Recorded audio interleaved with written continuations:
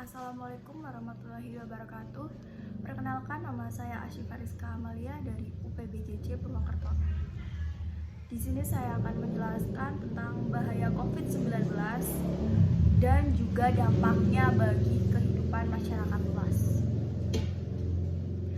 Pada 31 Desember 2019, Organisasi Kesehatan Dunia (WHO) menerima laporan kasus pneumonia di kota Wuhan, Provinsi Hubei, Cina. Awal Januari 2020, Cina mengidentifikasi telah menemukan virus penyakit, yaitu virus corona atau bisa disebut COVID-19. Penyakit yang menyerang saluran pernafasan. Sejauh ini, yang kita tahu, virus corona atau COVID-19 sudah menyebar di berbagai negara kurang dari 2 bulan kemudian. Virus tersebut menyerang dari lebih 100 negara termasuk Indonesia, menewaskan lebih dari 3.800 orang, termasuk menginfeksi lebih dari 1.101 juta orang. Dampak yang ditimbulkan oleh virus ini sangat beragam, misalnya di masyarakat, di ekonomi, pendidikan, pekerjaan, dan juga politik. Misalnya di negara maju, pemerintah membuat kebijakan lockdown agar warganya tidak keluar rumah untuk mengurangi penyebaran dari COVID-19.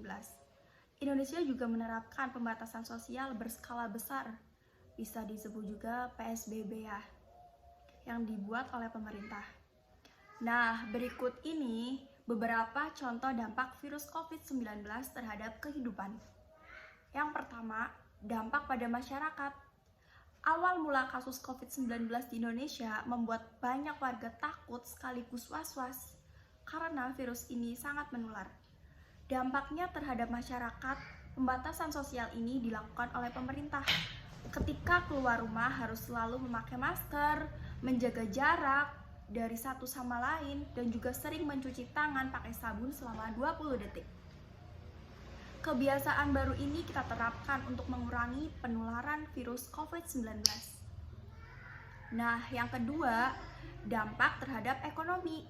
Keuntungan yang kita peroleh dari pelaku usaha mengalami penurunan drastis akibat wabah COVID-19, baik dari sektor pariwisata maupun sektor penerbangan, seperti penumpang akibat kebijakan sosial.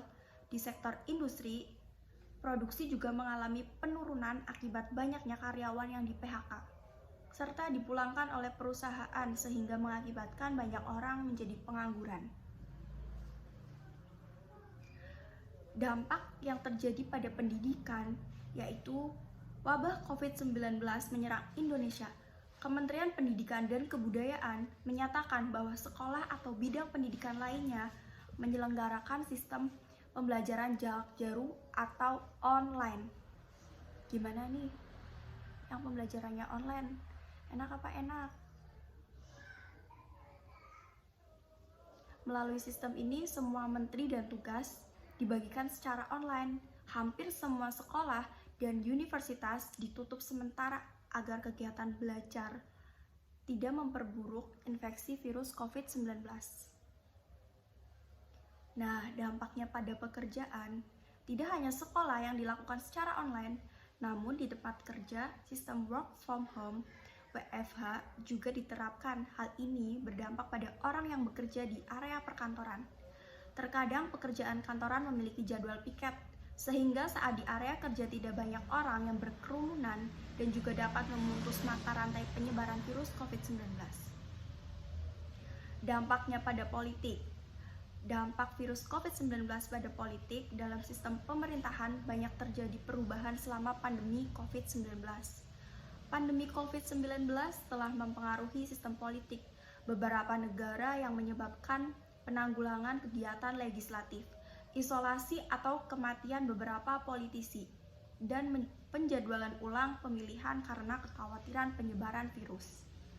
Di Indonesia, pemilu 2020 yang rencananya digelar pada 23 September ditunda, sehingga Komisi Pemilihan Umum (KPU) mengajukan penundaan dan bakal digelar pada 9 Desember. Usulan itu pun kemudian disetujui oleh Dewan Perwakilan Rakyat (DPR). dan kemudian ditandatangani oleh Bapak Presiden Joko Widodo pada 5 Mei 2020. Sebagai penutup contoh di atas, apakah kita diam saja? Tidak. Tentu tidak, justru pandemi ini bisa mengajari kita cara melindungi diri sendiri dan orang lain dengan berpegang pada protokol kesehatan, serta mengingatkan kita akan bahaya virus ini. Meski ada pandemi, hal positif tetap bisa kita lakukan di rumah.